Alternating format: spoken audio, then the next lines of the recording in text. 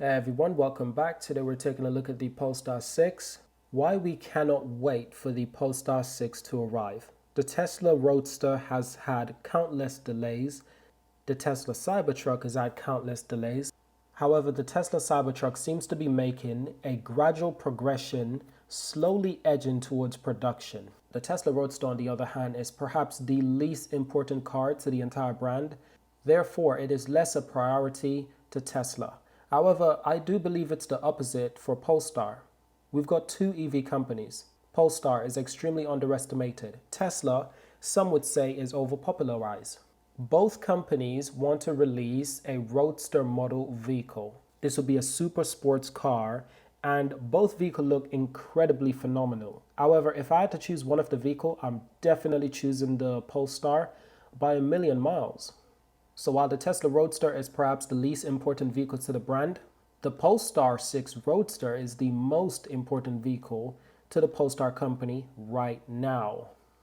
Based on history, Tesla's gained great popularity by making some incredible, crazy announcements, such as announcing the new Roadster, such as announcing the Tesla semi-truck, such as announcing the Tesla Cybertruck. These were all some of the vehicles that shocked the world. And while many people thought it was unrealistic, over time, Tesla showed the realism. They showed reality, that they fully intend to manufacture these vehicles. While it might take some time, they fully intend to manufacture these vehicles and bring them to market as soon as they can. However, they're focusing on cheaper vehicles at the moment, such as the Tesla Model Y, such as the Tesla Model 3. However, with Polestar, two of their most expensive vehicles, one is the Polestar 5 GT Sports Sedan, and the other one is the Polestar 6 Supercar Roadster. Both vehicles are incredibly expensive. The Polestar 5 is somewhere around 100 grand. The Polestar 6 will be somewhere around 200 grand, maybe a little bit cheaper with future models. But I do believe that these vehicles will gain the company a certain level of respect and a great amount of attention. Let's be honest, not everyone can afford a Ferrari, yet they're the most famous car company in the world by a long way, despite the fact that very few people can afford a Ferrari. So it's much more than just affordability. Polestar is not meant to be the next Tesla. They do not want to build 10 million vehicles a year. They want to be the next Porsche. They want to create smaller volumes, lower numbers of vehicles that are more affordable, sports vehicles that the world will admire, electric sports vehicles that the world has never seen before. And I think that's the way to go. After all, Porsche's most famous vehicle is probably the Porsche 911, and that's one of the most expensive Porsches. However, Porsche really makes their money from their SUV, the Porsche Cayenne, the Porsche Macan, and a little bit on the Porsche Taycan, the cheaper models. However, the most expensive models of Porsche vehicles, they're simply there for publicity. They're there for big margins. But they are not the main ingredients for the company to succeed. The main ingredients for a company to succeed in today's modern life is an SUV. That's what Lamborghini did with the Lamborghini Urus. That's what Tesla did with the Model Y. That's what Porsche has done with the Porsche Cayenne and the Porsche Macan.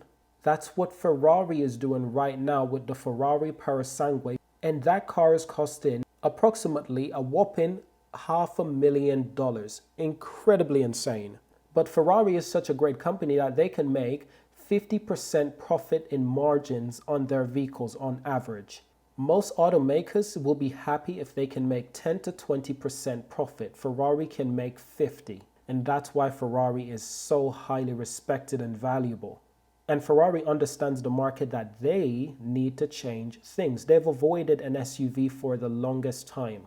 An SUV is not what Ferrari is supposed to be. In fact, the new Ferrari SUV is not even technically an SUV. They've changed the meaning. In fact, they've named it an FUV, a Ferrari utility vehicle. Not a sport utility vehicle, it's a Ferrari utility vehicle. And I think that's genius. That's what Apple would do. They would take the Apple approach. Apple do not like to be like other companies. Recently, Apple announced their new AR headset, and instead of Apple calling it a VR or an AR headset, they didn't really mention that at all. In fact, that is exactly what it is, but they didn't mention it because other companies are overusing that right now. Ferrari understands the difference and the unique position you get when you differentiate yourself from others in a good way. Apple understands this to perfection. Both companies understand this to perfection, and I do believe that Tesla is now taking that into practice. Polestar needs to do the same. They need to be drastically different, and that's what Porsche does to perfection as well. Porsche vehicles are iconic, perhaps some of the most iconic sports car out there, because there's nothing else quite like it. There's no other automaker that makes vehicles looking like a Porsche. However, I've heard from countless people that always say Ferrari and Lamborghini looks similar. To a Ferrari fan or to a Lamborghini fan, that's just absolutely ridiculous. But to an everyday person, to them, the cars look the same. However, you'll never hear someone saying that about a Porsche. They do not look the same. They are not the same, not even remotely.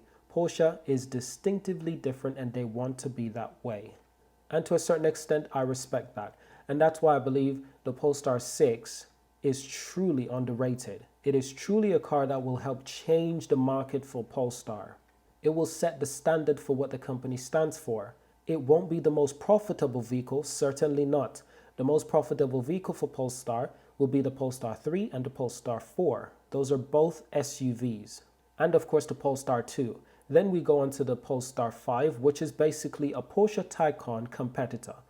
It's basically the direct rival to a Porsche Taycan or a Tesla Model S played. So obviously you can clearly see Polestar has it all in hand. They've got it panned out. They're doing the right thing.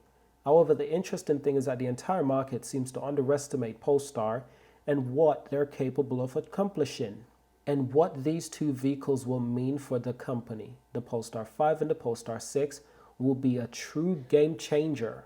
There is nothing else on the market that is quite like these vehicles. Simply nothing else. In fact, my favorite thing about the Polestar 6, despite it being a Roadster, it looks completely different from the Tesla Roadster.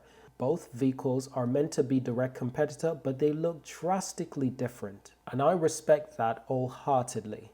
So that's what I mean. These two vehicles, especially the Roadster, will be game changer for the Polestar company, especially if they market these vehicles correctly. And I hope they do. I hope they take the Ferrari path. I hope they take the Porsche path. That's the path we need to take with Polestar.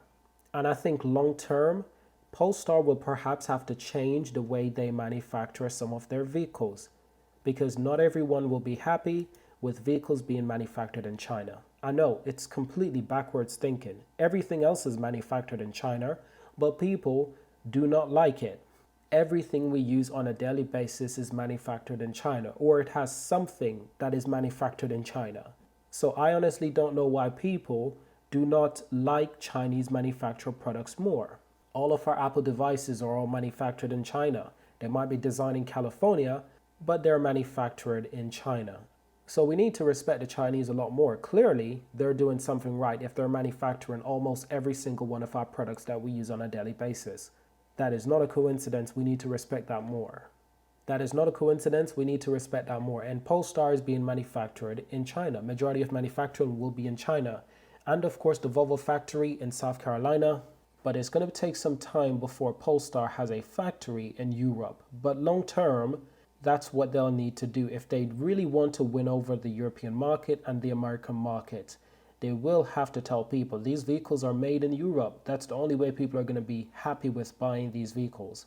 At least that's a long-term promise. But that is it for this video. Hope you enjoyed it. Thank you for watching. Subscribe to see more. Leave a like, leave a comment. And of course, I will see you in our next video.